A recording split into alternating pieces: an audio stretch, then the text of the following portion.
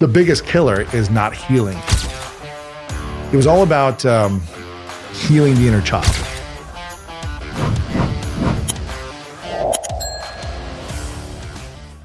Of all the things you've learned from your good and bad relationships, if I said to you that what is the single biggest killer of relationships, what would your answer be? I would say the biggest killer of relationships is being out of integrity with your authentic power and abandoning yourself to create peace in the relationship.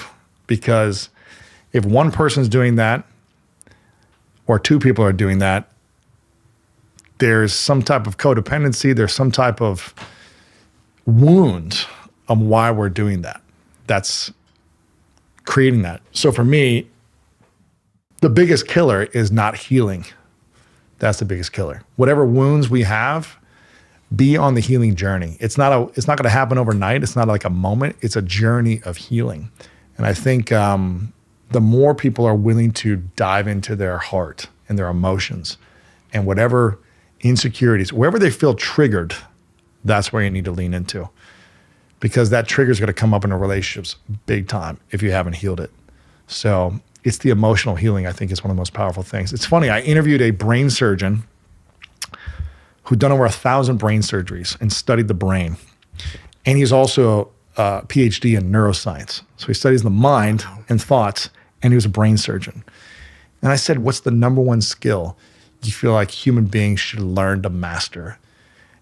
And his answer was beautiful. He said emotional regulation. And I was like, I 100% agree. Because if we don't have the power to regulate our feelings around a situation, an environment, something that happens, an event, then that event has power over us as opposed to us over that moment. And if it has power over us to where we react so strongly, we need to ask ourselves, why am I so triggered? Where is that wound? That's a wound somewhere. Where is that wound? And how can I start the healing journey? I'm not saying that things are going to happen in life and you're never going to feel something, but just not react and be overwhelmed emotionally to where it takes you away from love and takes you away from your mission.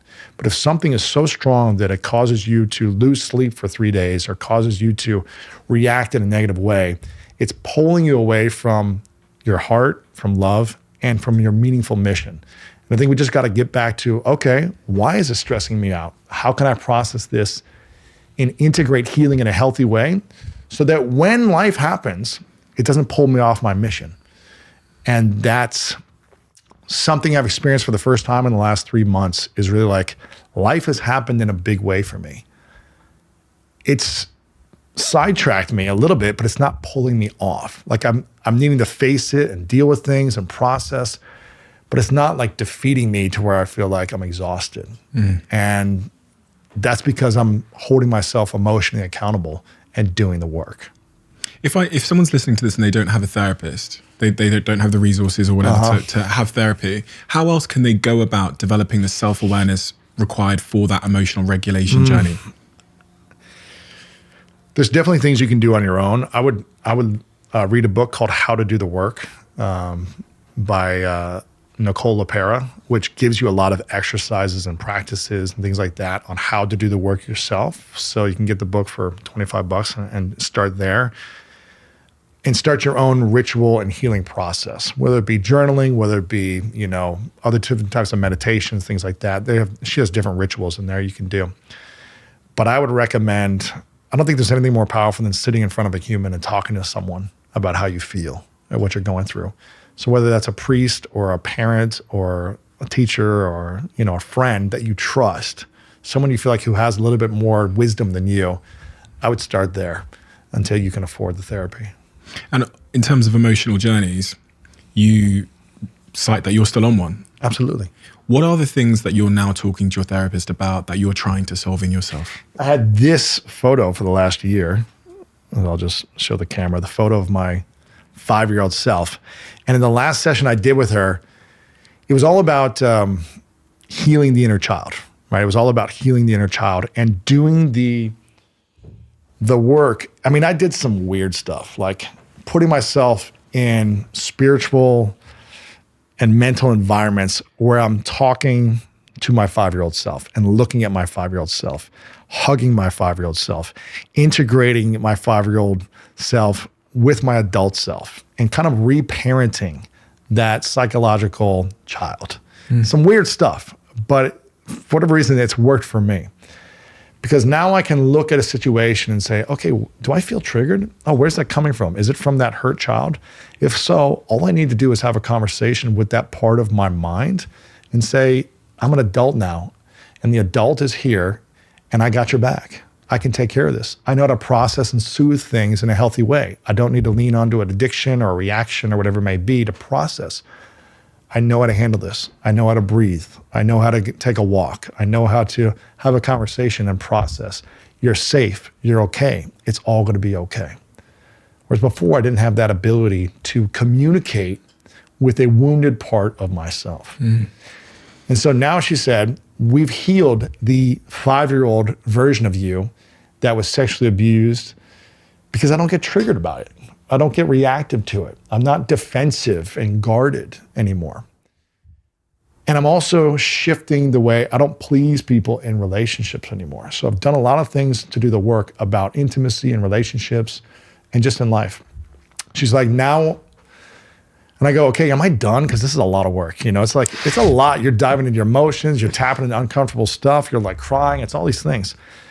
She's like, this is a journey. Do you want to go to the next level in your life, or are you satisfied? I'm like, okay, you got to keep going, you know? There's always something else. And so she's like, we want to tap into the 11 and 12-year-old self. And she's like, find a photo. That's my next homework, is to put a photo of myself when I was 11 or 12 and start healing that part of my life. And there was a bunch of different stuff that happened in that phase that I haven't fully healed or forgiven myself. And so that'll be the next work to do. And it'll be like stages of life until I meet myself to where I am now. Interesting. And healing and working on the evolution of all the memories of the past that wrote a story and developed chapters in a book that did not serve me. It's like a script, wasn't it? Yeah, and rewriting the script. Yeah. And not diminishing the things that happened, but acknowledging them and healing them in a different way and processing it in a healthy way, so that I can meet myself where I'm at now and then really start elevating. How much has doing a podcast where you sit with these people, but also you reflect, changer, man. Yeah, right. It's a game changer, man. I get the biggest like neuroscience. I've had so many, and this year has been like the year of therapists and neuroscientists and spiritual gurus, and just being like figuring out more and more about emotions, about regulation, about healing, about inner child work, because I have people on there where I'm like, when I'm struggling in something in my life, I bring those people on and I'm like, teach me how to like overcome this. Free therapy, right? It's incredible. Yeah. And so my audience would be like, oh, Lewis is going through stuff in this. Oh, Lewis is going through a breakup. Oh, Lewis is in a relationship. Oh, Lewis is, you know.